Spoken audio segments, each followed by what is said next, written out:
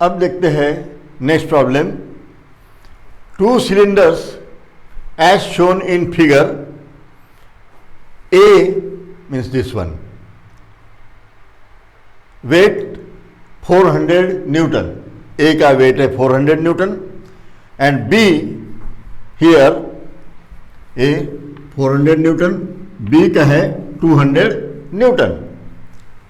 Rest on smooth inclines, ये smooth inclines जो है, कुछ भी प्लेन जो है ये स्मूथ अपन एज्यूम करते हैं अगर दिया भी नहीं रहा तो, क्योंकि जब प्लेन स्मूथ एज्यूम करते हैं तो वहाँ पर कोई फ्रिक्शनल फोर्स डेवलप नहीं होता, फ्रिक्शन नहीं रहेगा, वहाँ पर एक ही फोर्स रहेगा, वो भी रहेगा रिएक्शन, और वो भी नॉर्मल टू प्लेन, बराबर है।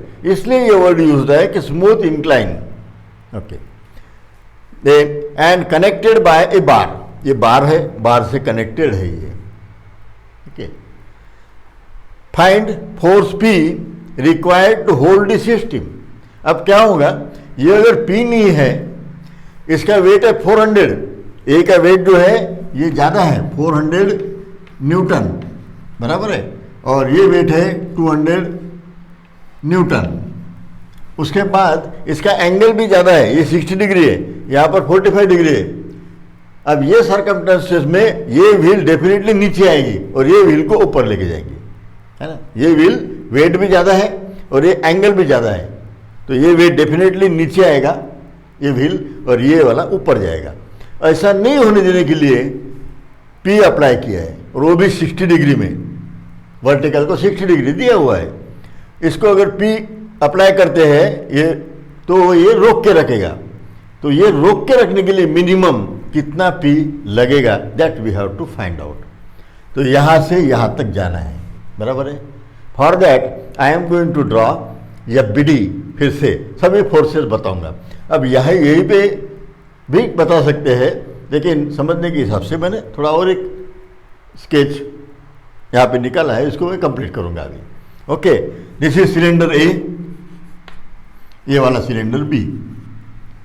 ओके, अब weight always acts in downward direction, तो वेट मैं यहाँ पे ऐसे शो कर रहा हूँ, this is the weight acting in downward direction. Weight is given 400 newton दिया हुआ है। ये जो प्लेन है इट विल ऑफर्स रिएक्शन, ये प्लेन और ये प्लेन का ये हॉरिजॉन्टल, बराबर है। ये यहाँ से ये रिएक्शन देगा and that reaction I show here like this, this is the reaction offered by the plane, plane ने ये रिएक्शन दे दी, ये नॉर्मल है। ओके, अब ये व्हील इधर में खिसक रहा है, ये वाला नीचे जाने की कोशिश कर रहा है, लेकिन ये जो रॉड है बार उसको नीचे नहीं जाने देगा, क्योंकि P लगाया है, ये ट्रांसफर होके नीचे नहीं जाएगा, बराबर है। तो जैसे ये नीचे जाने की कोशिश करेगा तो ये व्हील जो है इस रॉड पे फोर्स अप्लाई कर रहा है, प्रेशर दे रहा है, जहाँ पे भी एक्शन होगी उसको रिएक्शन मिलेगी। तो यहाँ पे ये इधर से ऐसी एक्शन हो रही है, ये जो बार है ये रिएक्शन देगा, तो ये इसकी रिएक्शन बोले तो ये एरो। सो ये रॉड जो है ये यहाँ पर मैं बताने जा रहा हूँ अभी, ये वाला, this is the reaction offered by the bar. So I can say here force F, F is the force. Okay, ये R फोर्स, यहाँ पे R फिर से उधर रिएक्शन आएंगी तो इसको RA करेंगे अपन, या तो अभी से कर दो क्योंकि ये ब्लॉक A से निगड़ित है तो इसको RA कर देते हैं। हो गया। So these are 3 forces having same nature and concurrent. Lami's theorem applicable here, there is no question.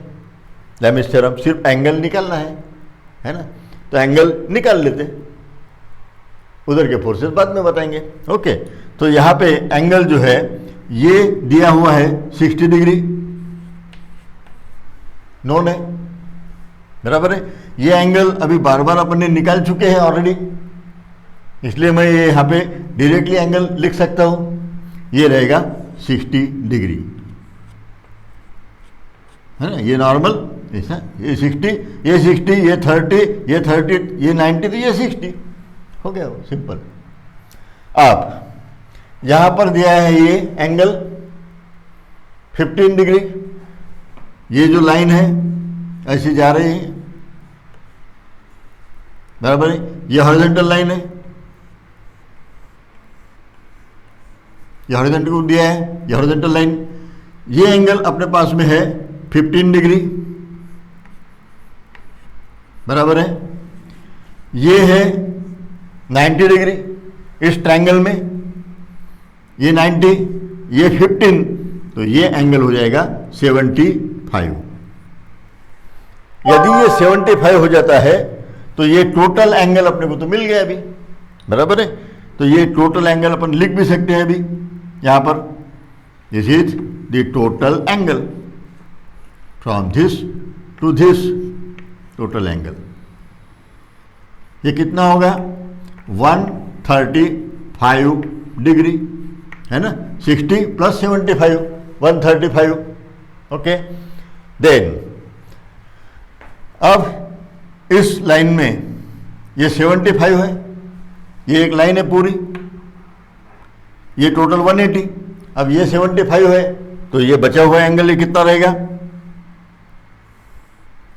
105।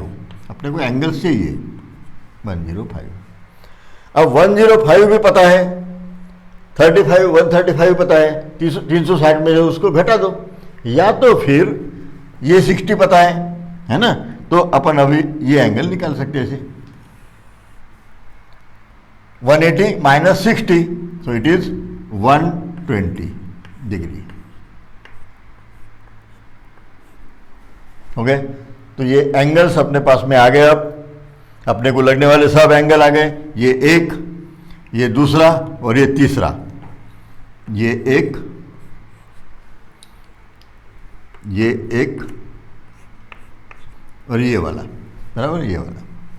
Okay, तो यहां पे लैमिस थ्योरम अप्लाई करके अपन एफ एंड आर ये दोनों वैल्यूज निकाल सकते हैं। लैमिस थ्योरम से दो अननोन निकल जाते हैं, बराबर है। अब दूसरी में फ्री बॉडी डायग्राम यहाँ पे निकाल के रखता हूँ, बाद में अपन सॉल्यूशन बाद में देखेंगे। ओके, अब ये मैंने आपको लास्ट प्रॉब्लम में बताया था, टेंशन कंप्रेशन, बराबर है।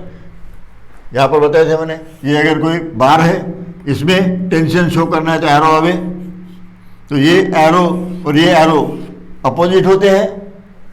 सिमिलरली अगर कोई ऐसे फोर्सेस है तो फिर से देखो, ये कंप्रेशन शो करता है, तो ये एरो और ये एरो एक ही बार में इस एंड की तरफ अगर ये जा रहा है तो दूसरा जो है इस एंड की तरफ जाएगा। On the basis of same concept, if F is acting here in this way, so here on this wheel I have to show F like this. अब ये एफ होगा अपना, ये एफ, बराबर है। एक ही लाइन में है दोनों भी, एफ एफ। ये एफ की वैल्यू और ये एफ की वैल्यू सेम रहेगी, उसमें कोई डाउट नहीं है, दोनों same. Okay, then here reaction, this plane will offer reaction like this. This is the reaction offered by this plane. अब यहाँ पे आर ए किया है तो यहाँ पे आर बी कर देता हूं मैं, नहीं तो दोनों में कंफ्यूज हो जाएगा। आर ए आर बी में आर बी हो गया। Okay, this is R B.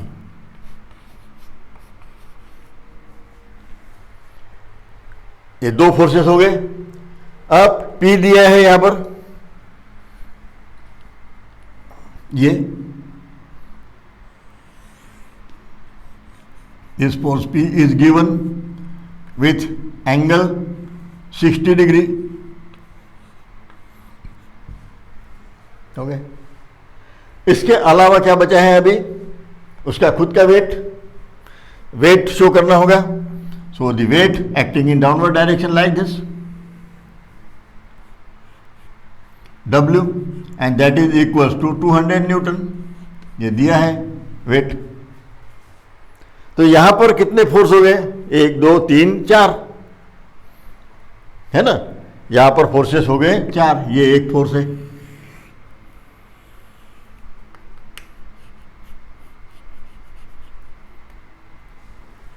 एक दो तीन चार। So in this situation Lami's theorem is not applicable, क्योंकि 4 फोर्सेस है। इसको मेथड ऑफ रिजोल्यूशन, बराबर है, उसको अपन करेंगे। पहले इसको सॉल्व कर लेते हैं।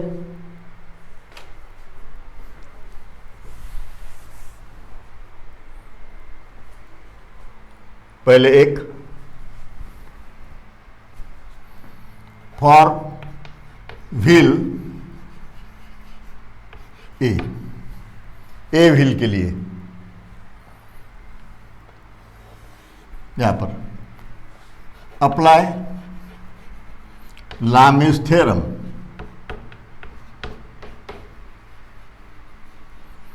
लैमिस थ्योरम अप्लाई करेंगे। यहां पे लैमिस थ्योरम सिंपल है भी अप्लाई करना।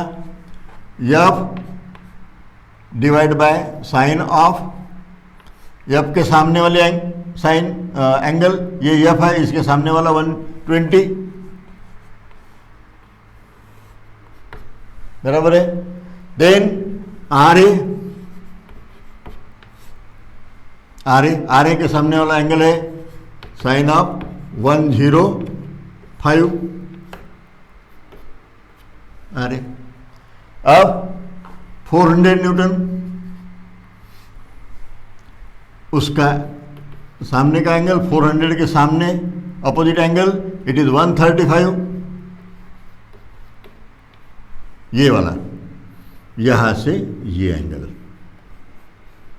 135 कैसे आया ये तो मैंने बताया। ये 60 + 75 135, this angle I have to take here.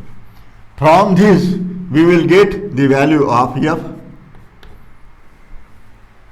If we solve this, we will get the value of F, and this value of F, it is 490 newton. तो सॉल्व कैसे करना मैंने ऑलरेडी बता दिया है। ओके, मैथमेटिकल कैलकुलेटर में values इसको इससे मल्टीप्लाई करो, आंसर आ जाएगा। And R A is equals to 546 newton. These are the values of F and RA। ये दो वैल्यूज मिल गए अपने पास में। अभी RA जो है ये रिएक्शंस निकालना है करके अपन ने निकाल लिए, अदरवाइज अपने लिए RA की कोई जरूरत नहीं है, अपने को F चाहिए, क्योंकि आगे जाने के लिए यहाँ पे F चाहिए, है ना। F बाद में, क्योंकि क्या हो रहा है यहाँ पे, अपन ये प्रॉब्लम यहाँ पे डायरेक्ट छुड़ा नहीं सकते। अपने पास में इक्विलिब्रियम के कंडीशंस है, summation F(x)0, summation F(y)0, summation M0। M बोले तो moment, whenever there is distance, यहाँ पे डिस्टेंस वगैरह नहीं है। कॉन्करेंट फोर्स सिस्टम के लिए कोई मोमेंट नहीं होता है, तो बराबर है। तो बचे उनसे Fx, summation Fx0, summation Fy0, 2 condition है, तो 2 अननोन निकल सकते, 2 कंडीशन 2 अननोन। यहाँ पे टोटल अननोन कितने हो रहे हैं? P, RB और F। अब 3 अननोन है तो डायरेक्ट तो छुड़ा ही नहीं सकते, 2 इक्वेशन से 3 अननोन की वैल्यू निकल ही नहीं सकती। लेकिन F जो है अभी अपने को पता चल गया, यहाँ से F की वैल्यू मालूम होगी। अब F अननोन नहीं रहा, अब अननोन ये 2 है, बराबर है। तो आप क्या करेंगे, यहाँ पे 4 फोर्सेस होने की वजह से लैमिस थ्योरम तो अप्लाई नहीं कर सकते, तो मेथड ऑफ रिजोल्यूशन जो है उसको यूज करना है।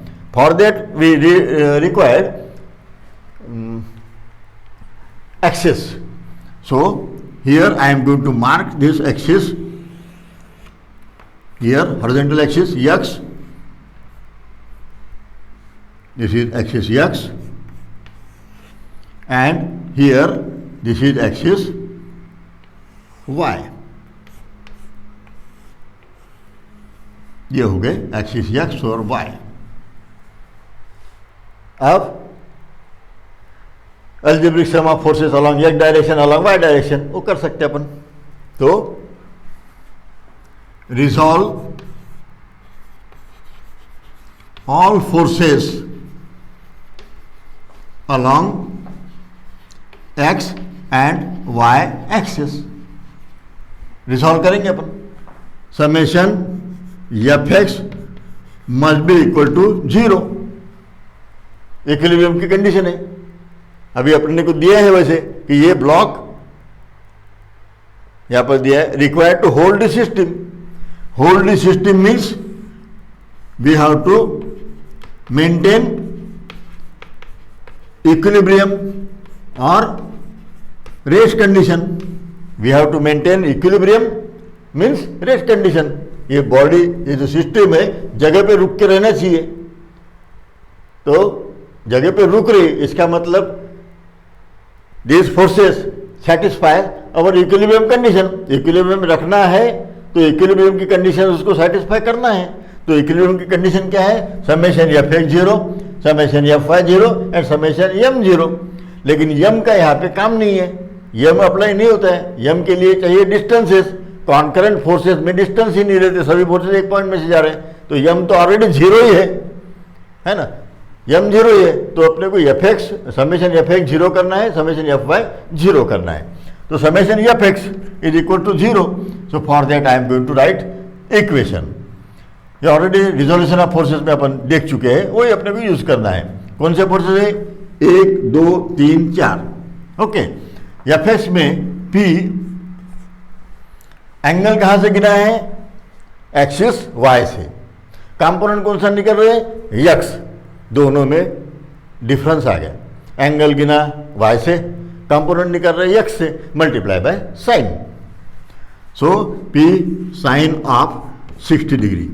एंड हियर ये फोर्स मैं अगर एक्स एक्सिस पे गिरा देता हूं, इसको एक्स एक्सिस पे गिरा दूं तो एरो लेफ्ट डायरेक्शन में जाएगा। So put here minus sign, बराबर है। देन ये जो फोर्स है वाई एक्सिस में, मैंने ऑलरेडी बता चुका हूं, अगर कोई फोर्स एक एक्सिस में जो है पास हो रहा है तो उसका कंपोनेंट दूसरे एक्सिस पे 0 हो जाता है। तो ये जो फोर्स है 200 न्यूटन वेट, ये वाई एक्सिस में है तो उसका एक्स कंपोनेंट 0 हो जाएगा। तो इस इक्वेशन में आएगा नहीं, अब लिखने की जरूरत नहीं, already method of force chapter में अपन ने ये देखा है। Then third force here, angle here it is given with respect to horizontal 15, उसका यूज करेंगे अपन, बराबर है। So here F is 490, this is the value of F 490 multiply by angle गिना है एक्स एक्सिस से, कंपोनेंट भी एक्स पे ही है तो कॉस से मल्टीप्लाई करना होगा, क्लॉस कॉस 15। अब क्वेश्चन आता है साइन का। इस फोर्स को एक्स एक्सिस पे गिरा दो, ये जैसे ही फोर्स एक्स एक्सिस पे आएगा तो एरो राइट में जा रहा है तो इसको पॉजिटिव साइन देना होगा।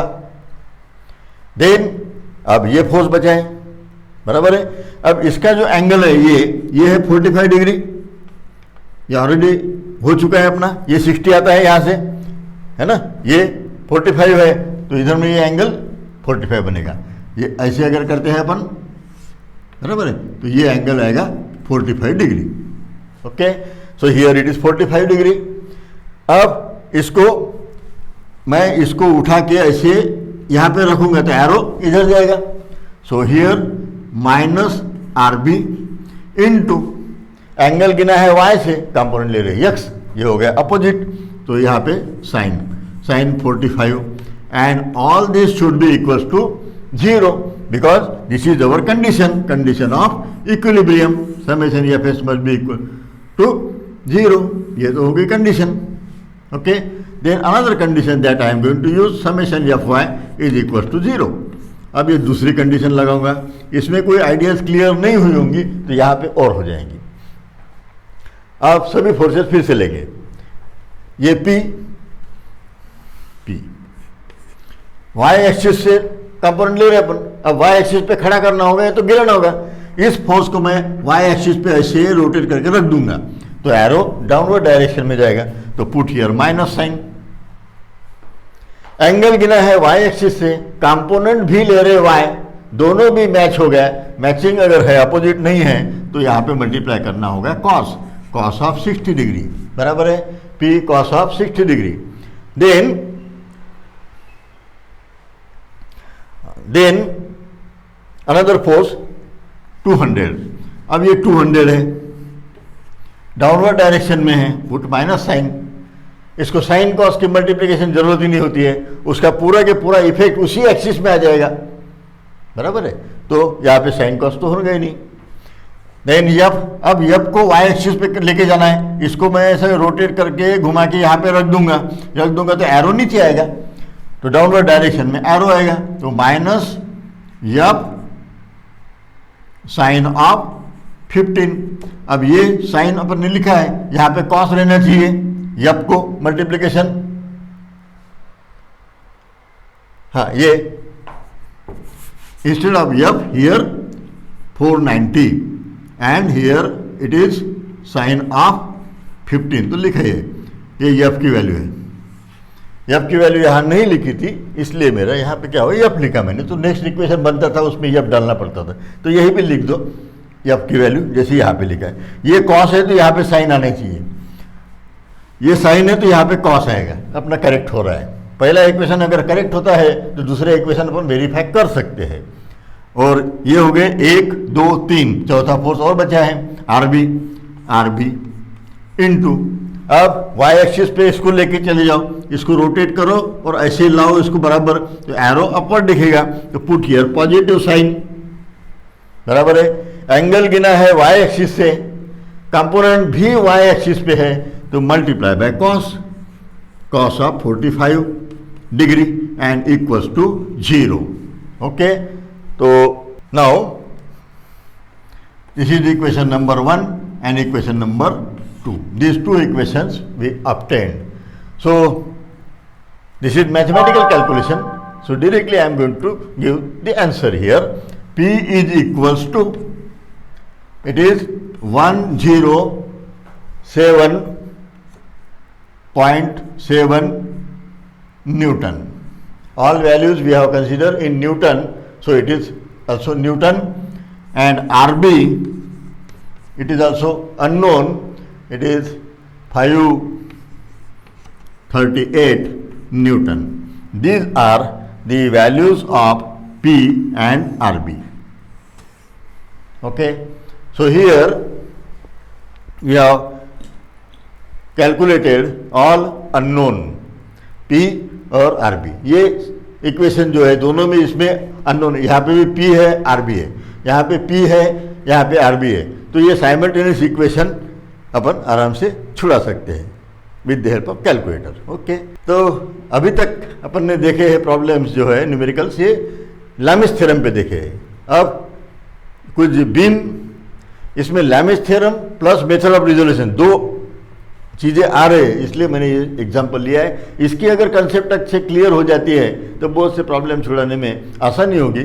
सिर्फ आपको दिक्कत जाएगी वो फ्री बॉडी डायग्राम, उस पर आपको फोकस करना है। फ्री बॉडी डायग्राम अगर परफेक्ट आप बना सकते हैं या बना सकेंगे तो आसानी से एंगल भी करेक्टली आप फाइंड करेंगे, वो तो ट्रिग्नोमेट्री है। उसके बाद में लैमिस थ्योरम या तो फिर मेथड ऑफ रिजोल्यूशन, ये इसमें कुछ गलतियां होने की चांसेस नहीं है। इसलिए आपको कंसंट्रेट करना है फ्री बॉडी डायग्राम, एक भी फोर्स छूटना नहीं चाहिए और उसकी डायरेक्शन परफेक्ट रहना चाहिए, एरो वगैरह। ये अगर हो गया तो आप आसानी से ये प्रॉब्लम्स छुड़ा सकेंगे। Okay, now we see the problem on simply supported beams. Here the problem given a simply supported beam of 6 meter span. The span is given here 6 meter, has two concentrated load, one is 8 kilonewton and second one is 10 kilonewton at 2 meter and 4 meter from left support respectively. Here we have to find out the reactions at support. First of all, I will construct the figure from the given sentences. Here data given. In the data given, the beam here like this. This is a beam. The supports here at ends. Total span, here it is given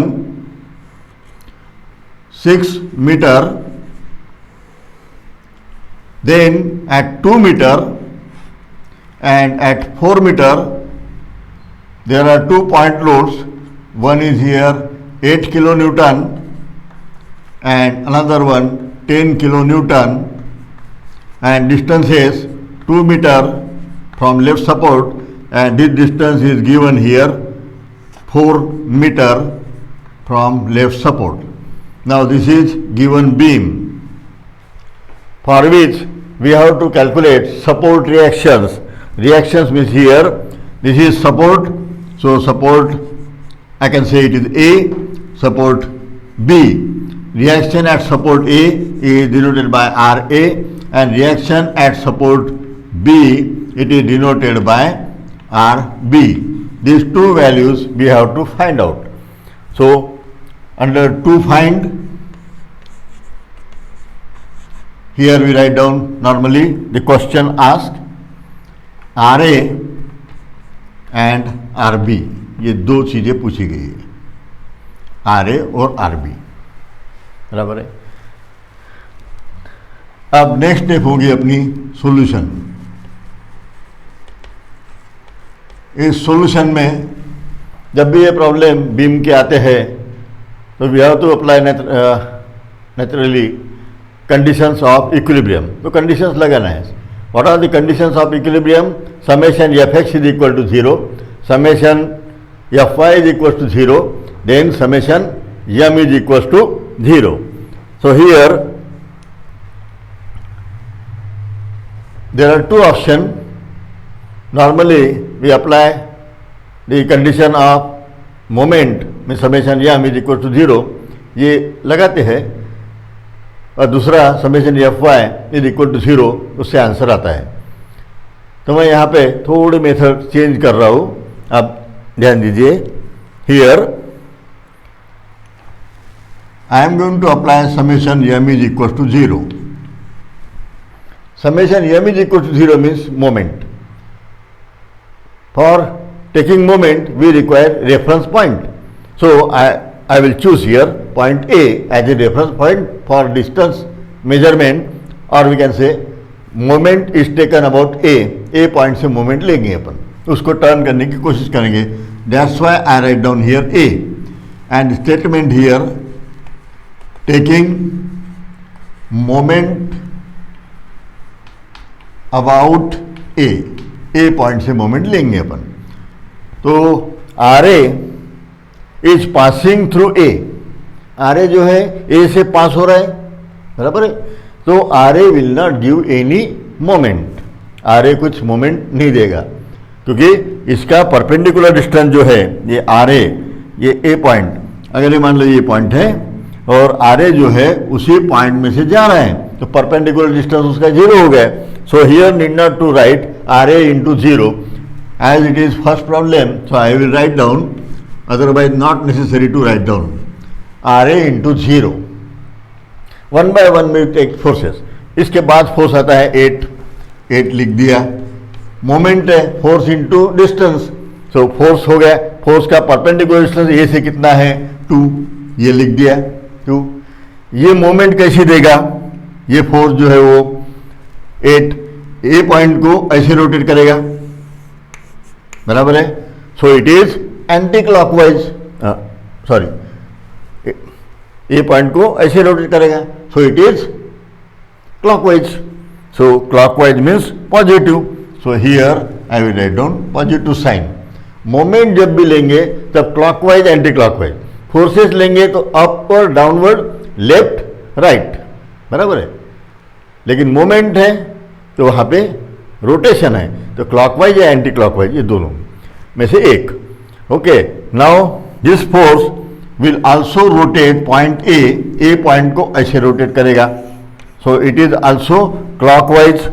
so plus 10 into perpendicular distance of 10 from A, it is 4. Okay, another force is remain RB. RB is not passing from to A में से नहीं जा रहा है, RB is separate, there is perpendicular distance, so RB into perpendicular distance is 6, RB का distance यहाँ से 6। अब ये कैसे रोटेट करेगा? RB will rotate like this, so it is anti-clockwise, so put here minus sign, and as per the condition, this condition here it is given, this value should be equal to 0. When we solve this, we will get the value of RB, and that is 9.33 kilo Newton. This is the value of RB we obtained. Okay? अब इसके बाद maximum किताबें, maximum जगह ये दिया है कि summation FY लगाओ और निपटा दो इसको, लेकिन दूसरी एक मेथड जो है जिसमें चेक अपन कर सकते हैं, वो मेथड मैं यहाँ बताने जा रहा हूँ। लेकिन जैसे ही अपनी प्रैक्टिस हो जाएंगी तो अगर ये करेक्ट है तो फिर FY की कंडीशन जो है summation FY is equal to 0, उसको अपन आराम से लगा सकेंगे, देयर इज नो प्रॉब्लम हो। So here summation A is equal to 0 we have taken. Now I will write down here another condition, summation M is equal to MB means moment about B point is equal to 0. Then taking moment about B, अब B point से moment लेंगे, यानी क्या है कि B point को turn करने की कोशिश करेंगे अपन। B पॉइंट से सब रेफरेंस डिस्टेंसेस होंगे, तो रेफरेंस पॉइंट अपना होगा B से डिस्टेंसेस गिनना है। अब RB जो है ये RB B में से पास हो रहा है, तो RB कुछ मोमेंट नहीं देगा क्योंकि RB का परपेंडिकुलर डिस्टेंस B से 0 है, क्योंकि ये अगर B पॉइंट है अपना तो RB जो है ये बराबर B में से पास हो रहा है, तो उसका perpendicular distance against RB against B is 0.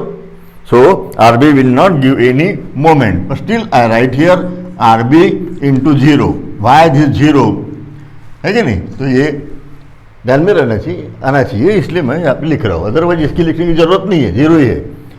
Then B से अपन मूव होंगे, अभी B से पहला फोर्स आएगा 10, तो अपन लिखेंगे 10, परपेंडिकुलर डिस्टेंस 10 का, अब ये टोटल 6 है, तो ये बचा हुआ डिस्टेंस जो है ये 2 मीटर है, तो B से 10 का डिस्टेंस है 2 मीटर। और अब B पॉइंट को ये फोर्स कैसे रोटेट करेगा? ऐसे, तो ये हो गया anti clockwise, so put here minus sign. Then next force 8 का परपेंडिकुलर डिस्टेंस अभी अपने को लेना है। 8 का ये जो है यहाँ से यहाँ तक, ये 6 में से 2 गए, ये हो गया 4 मीटर, बराबर है। तो B का डिस्टेंस, B से 8 का डिस्टेंस जो है ये 4 मीटर, और B पॉइंट को ये फोर्स जो है ऐसे रोटेट करेगा, ये फिर से anti clockwise, so here put minus sign. Then another force RA into perpendicular distance ये 6, B से RA का डिस्टेंस है 6 लिख दिया। अब ये फोर्स जो है ये कैसे रोटेट करेगा? B पॉइंट को, ये B पॉइंट को रोटेट करेगा इस तरह, बराबर है।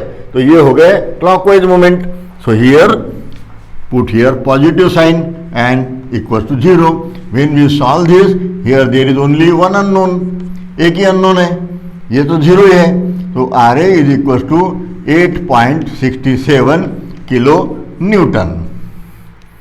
सो this is the value of RB।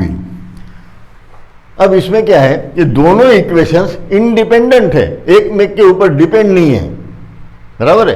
तो अगर ये मान लो गलत हो जाता है तो भी इस पे इफेक्ट नहीं आएगा, दोनों गलत कर दिए तो बात अलग है, लेकिन ये इंडिपेंडेंट है, ये दोनों इक्वेशंस, ये अलग इक्वेशन लिया, ये इसकी कोई वैल्यू अपन ने ये ली नहीं, ये वैल्यू यहाँ पे कंसीडर नहीं की गई। अब इसका एडवांटेज क्या है? We can check, first check में क्या है, एक कंडीशन जो बची है summation FY is equal to 0, दूसरी जो कंडीशन है summation FX is equal to 0, it is not applicable, क्योंकि यहाँ पे हॉरिजॉन्टल फोर्सेस ही नहीं है, ऑलरेडी हॉरिजॉन्टल फोर्सेस नहीं है, इसका मतलब हॉरिजॉन्टल 0 ही है। Algebraic sum of forces along x direction already zero है, कोई फोर्स ही नहीं है, तो ये कंडीशन लगाने की जरूरत नहीं है, ऑलरेडी इट इज सेटिस्फाइड, ये सेटिस्फाइड है। Now take summation upward forces positive RA, it is upward, plus RB, it is also upward, downward forces 8 and minus 10 both are downward forces, ये दोनों डाउनवर्ड है, माइनस कर देंगे, और upward है तो प्लस कर देंगे, और इसका जो अल्जेब्रिक सम जो है ये इक्वल टू 0 आ जाना चाहिए एज पर कंडीशन। तो RA की वैल्यू जो है ये वैल्यू पुट करते हैं अपन 8.67, अपवर्ड है तो इसको पॉजिटिव पुट करना है, ये 9.33, ये भी अपवर्ड है तो पॉजिटिव पुट करना है यहाँ पे, -8 -10 equal to 0। If you solve this we will get 0 and it is equal to 0, I can state okay. बराबर है, ये अगर कंडीशन सेटिस्फाई होगी इसका मतलब ये दोनों रिएक्शंस की वैल्यू अपनी करेक्ट है। अब एक चीज मैक्सिमम जगह पे क्या दिया रहता है कि ये जो है इसको अवॉइड करके यही कंडीशन लगा देते हैं, summation FY is equal to 0। वो भी कर सकते हैं, ये भी कर सकते हैं, लेकिन डिप्लोमा लेवल के अगर कुछ एग्जाम्स है तो वहाँ पे ये अगर कर देते हैं, अगर मान लो 4 नंबर का क्वेश्चन है तो 4 में से अगर एक गलत भी हो गया तो एक सही हो सकता है, हो जाएगा, तो आपको हाफ मार्क्स भी मिल जाएंगे। इस केस में क्या होगा, अभी ये कंडीशन लगाने के बाद अब देखिए ये मैंने इसको कैंसिल कर दिया, अभी इसके जगह ये लगा रहा हूँ, ये लगाया, इसके बाद ये algebraic sum of vertical forces equals to 0। So here upward forces पूरे ले लेंगे, RA प्लस RB, और डाउनवर्ड फोर्सेस 8 - 10 इक्वल्स टू 0, ये होगी कंडीशन। इसमें की वैल्यू कौन सी पता है, RB, तो RA वैसे ही रहेगा, प्लस RB की वैल्यू डाल देंगे अपन 9.33 -8 -10 equal to 0, we will get the answer RA is equal to 8.67 kilo newton. ये अपने को आंसर मिल गया, जो सेम आंसर यहाँ पर निकला था अपना ये वाला, ये आंसर और ये आंसर दोनों सेम है, बराबर है। तो इसको अपन ओमिट कर सकते हैं, कैंसल, इसको लगाने की जरूरत नहीं है, ये भी कर सकते हैं। लेकिन इसमें एडवांटेज कैसा है, इसमें डिसएडवांटेज क्या है कि अगर मान लो ये वैल्यू आपकी रॉन्ग हो जाती है तो यहाँ पे भी अपन ये रॉन्ग वैल्यू डालेंगे यहाँ पे, है ना, ये वैल्यू अपनी रॉन्ग यहाँ पे पुट होगी। अगर ये रॉन्ग हो गए तो ये डेफिनेटली रॉन्ग आएगा लास्ट आंसर, है ना। तो ये दोनों इंडिपेंडेंट इक्वेशन लगाते हैं तो अपना ये पक्का हो जाता है, दोनों में से एक करेक्ट है, और यहाँ पे चेक है, ये अगर चेक सेटिस्फाई नहीं हुआ है इसका मतलब दोनों में से एक कोई तो भी वैल्यू अपनी रॉन्ग हो गई, ये अपन प्रेडिक्ट कर सकते हैं और आगे फिर से चेक कर सकते हैं। This is the only advantage. Okay, next problem on simply supported beam. Here a beam AB of span 8 metre is simply supported at its end A and B। ये सेंटेंस फॉर्म में दिया है, मैंने ये sketch पहले ही निकाल ली है time बचाने के लिए। It carries a point load 4 kilo newton and 8 kilo newton at 3 metre and 4 metre from left support. Left support ये है, इससे ये 3 मीटर, इससे ये 4 मीटर, ऐसे रिस्पेक्टिवली दो फोर्सेस बीम पर है।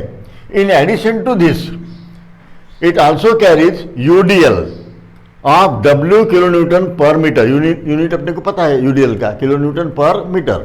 तो ये जो UDL है for a span for 4 metres from left, from right end, actually it is right end, from right end it is 4 metre. The left end reaction, मतलब ये वाली लेफ्ट एंड की जो रिएक्शन है इज 19 गिवन इटसेल्फ, 19 ये और इसके respective बराबर है W के लिए है reactions. Okay, find W and right and reaction. W निकालना है और RB निकालना है, ये दो अननोन है। सिंपली सपोर्टेड बीम में दो अननोन्स रहेंगे, वो अपने को निकालने होंगे always, simply supported beam. So here this sketch is available, इसी से मैंने ये बनाई है।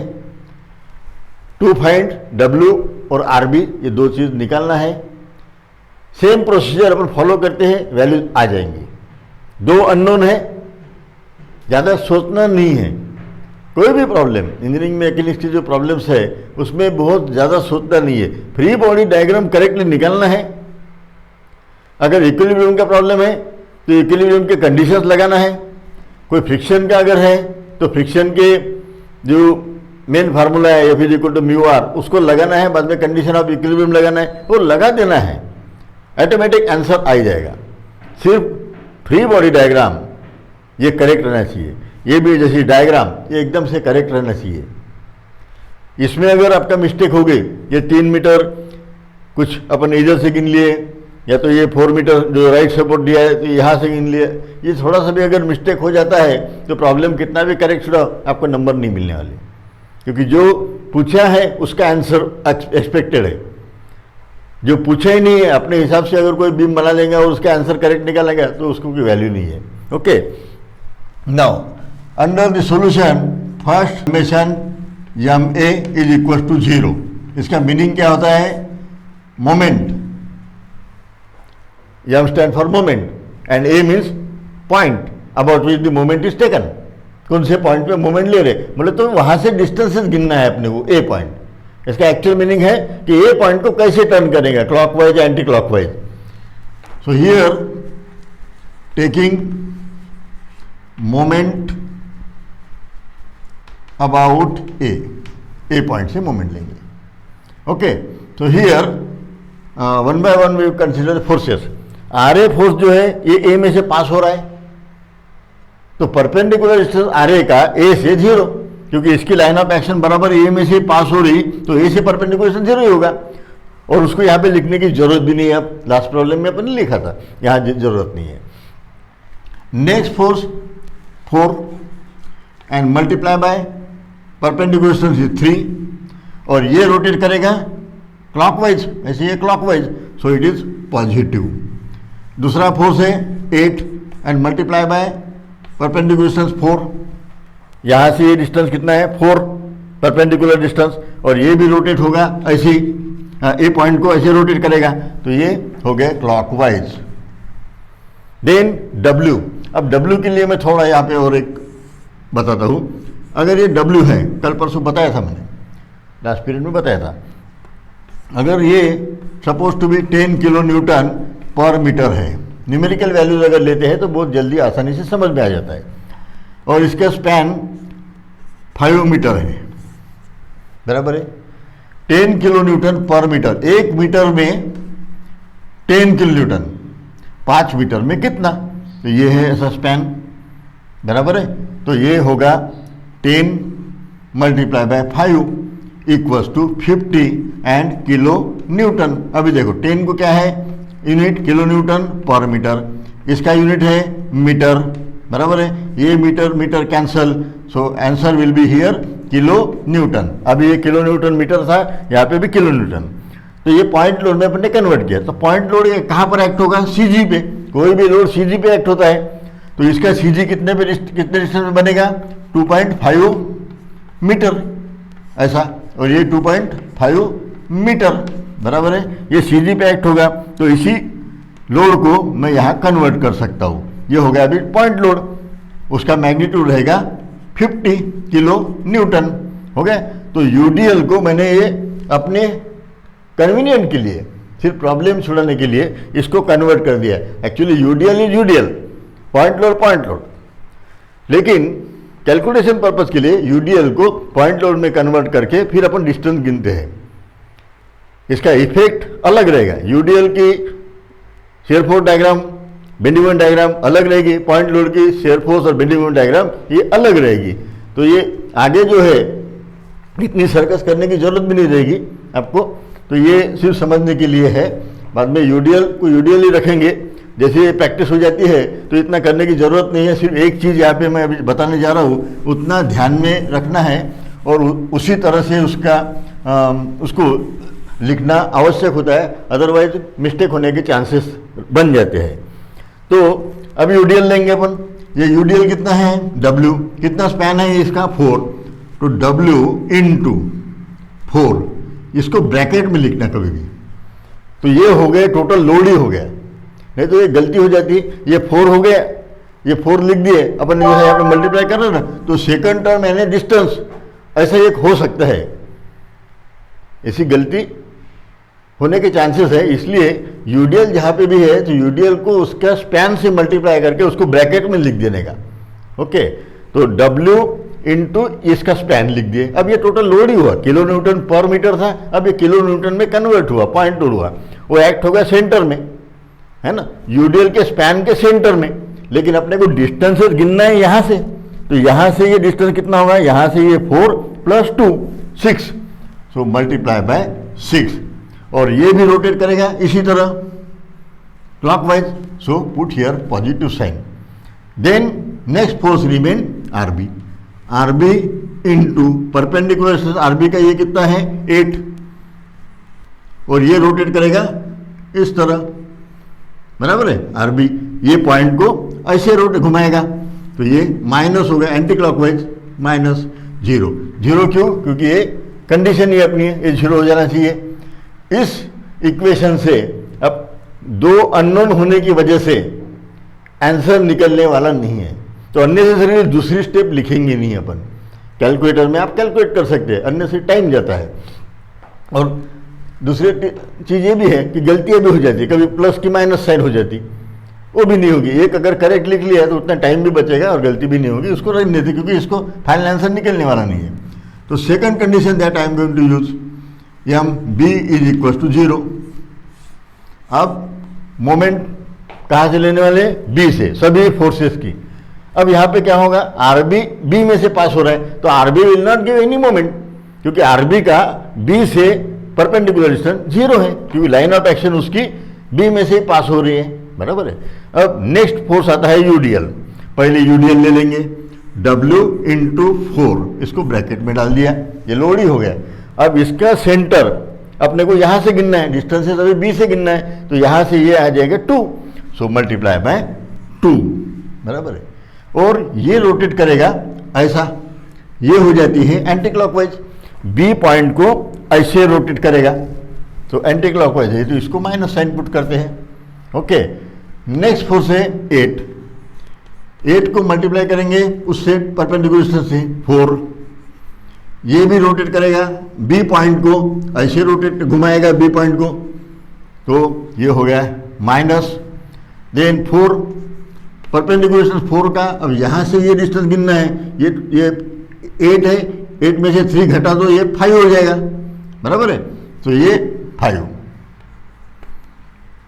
और ये भी माइनस साइन, क्योंकि ये भी एंटी क्लॉकवाइज घुमाएगा ऐसे।